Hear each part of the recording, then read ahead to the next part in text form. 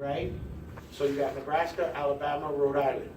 You got Mississippi, then you got Arkansas, you got Georgia, you got Illinois, and you got Connecticut. The only way I remember that is because I made a mnemonic called NAR Magic, right? That's the only way I remember it, because there was 7, now they added Rhode Island, so I remember it because I said NAR Magic. So by doing it, I now can remember all 8 states. You don't need to know all 8 states. Well, this book doesn't have Rhode Island. I know it doesn't yet, because that's old. And they just got it, so you got Rhode Island. So you got, it's called, I say NAR, Nebraska, Alabama, Rhode Island. Then Mississippi, Arkansas, Georgia, Illinois, Connecticut. Why do you have an issue with that, though? Huh? Why do you have an issue? Why would I have an issue with what? Well, them just taking the broker test rather than taking. No, I don't have an issue with that. I didn't have an issue with that. You Okay. missed what I said. Uh. If I give you a permanent license, we were talking about someone that relocates into the state because their spouse is on the military. Should they take the 40-hour question, should they take the 40 question law exam? Yes. And the answer is yes. How can you come from Zimbabwe, let's say? That's another country. How are you gonna sell real estate in Florida? Matter of fact, the worst part is when I teach brokers and they got licenses in New York. Why this, why that, why?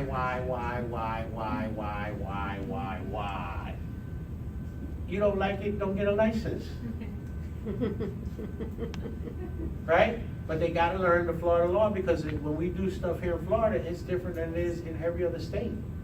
The 8 states that I just talked about, we kinda have similar education and our laws are kinda similar. That's why we have mutual recognition with those states.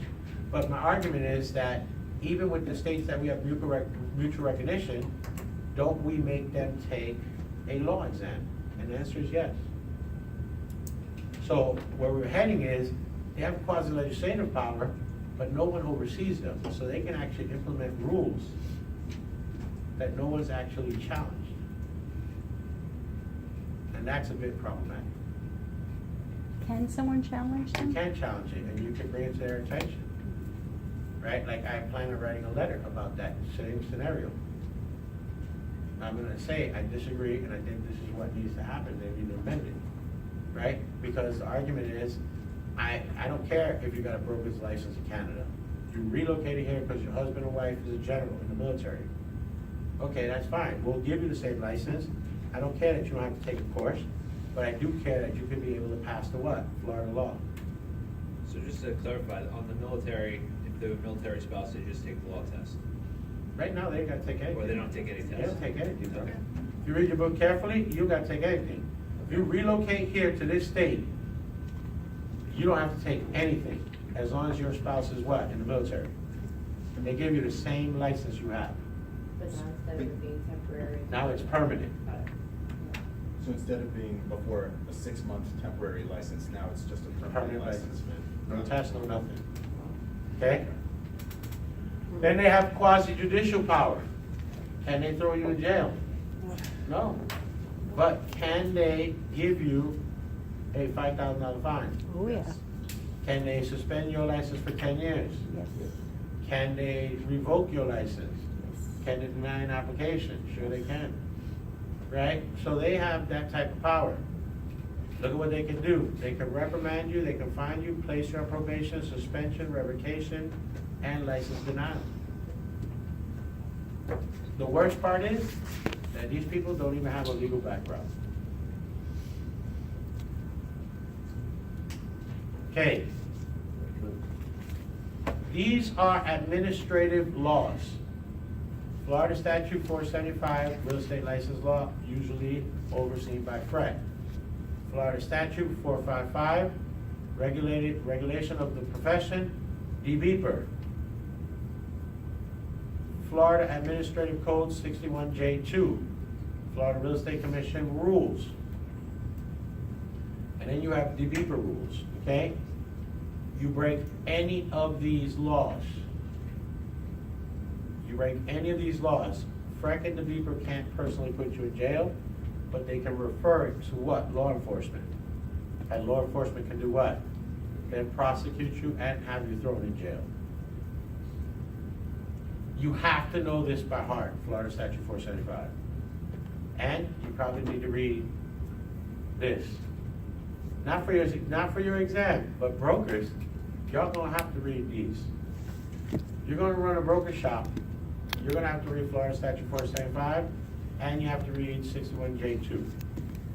Because that's gonna impact how you do your thing. Matter of fact, if you're gonna create teams or allow teams, you're gonna wanna read this. That's the problem now. Team. Okay, the advertising is gonna be an issue coming up. Okay, Florida Real Estate Commission. The purpose is to protect the public. You have 7 members. They are all appointed by the governor. You're going to have 1 broker or sale associate with an active license for a minimum of 2 years. You will have 2 consumer members who are licensed. You will have 4 brokers who have their license for 5 years, active. These people are appointed by the governor, confirmed by the Senate. They are not paid a salary. They are given a per diem, they meet once a month, and they're reimbursed for their travel expenses. Now, of the 7 people, 1 person has to be 60 years old. Anybody want to take a guess why? When was FREC first created? Let's start there. 1925. You gotta know these dates. 1921, 1923 is when you create the first real estate law. In 1925, you create FREC. In 1945, you create Florida Statute 475. Then in 1991, we separate Florida Statute 475 into Part 1, Part 2. And in 2005, we introduce Part 3 and Part 4. I would know those by heart. Right? Well, the reason they have someone, I used to think, because if you think when FREC was created, with age came what? Wisdom. Right? Because that's the only thing I can think of. But apparently, Florida brings in someone who's 60 years and older because they want to promote Florida to be a place where seniors have a voice. Seniors have a say-so. Okay? So, it's kind of scary, isn't it? All right, Division of Real Estate. They're part of DBPER, Department of Business and Professional Regulation, provides FREC with services to administer and regulate, to administer the regulation of licensees. They investigate complaints. Now, this is important. DBPER, the person that runs DBPER is called the Secretary of DBPER. That person is appointed by the governor. Now, there's going to be somebody that runs the Division of Real Estate. That person is a director. That person will be appointed by the Secretary of DBPER, but it has to be approved by FREC. Anybody want to take a guess why it has to be approved by FREC? No idea? No thoughts? Well, aren't they the ones that work with FREC directly? Aren't they the ones that cover the void when FREC is not there? Aren't they the ones that do all the investigation, all the administrative stuff for FREC? They do.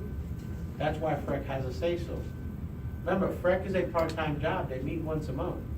It's like being a weekend warrior. They show up once a month.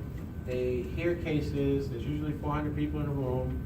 They hear all kinds of stuff that's happening in real estate. They make decisions, but they have careers that they're responsible for.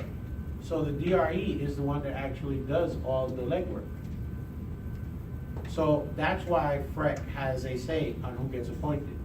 Because if they appoint someone, a director of the DRE, that doesn't get along with FREC, how far are they gonna get with anything? They're not gonna get far. They're gonna be dead in the water and nothing's gonna happen. Okay, now, let's talk about void or ineffective license. I wanna talk about suspension for a minute. If your license is suspended, do you still have a license? Yes or no? Yes. Yes. Your license is suspended, you still have a license. You're responsible for all the continuing education and the renewal fees. Okay? Your license is inactive, whether it be voluntary or whether it be involuntary. Your license is inactive. Are you allowed to practice real estate? Okay, So if my license is suspended or it's got the classification of inactive, I have what's called an ineffective license, which means I can't do nothing with it. I have a license, but I can't do nothing with it. A license that is void means it's been revoked, expired, or canceled. By the way, who can cancel your license? Me. Only you, nobody else. You're the only person that can cancel your license. No one else can cancel your license. Okay? And if you cancel your license, guess what? Don't go oops, because once you cancel, it's gone. They will never, once your license is revoked, expired, or canceled, they will never reissue that number again. It is expired, it is gone. That number will never exist again. It gets hung up like Michael Jordan's jersey. Okay, his number got retired, 23. And then when he retired the second time, they retired number 45. Okay? They will never reissue those numbers. All right, some of you look really bored. Why don't you go get coffee? Be back here in 15 minutes.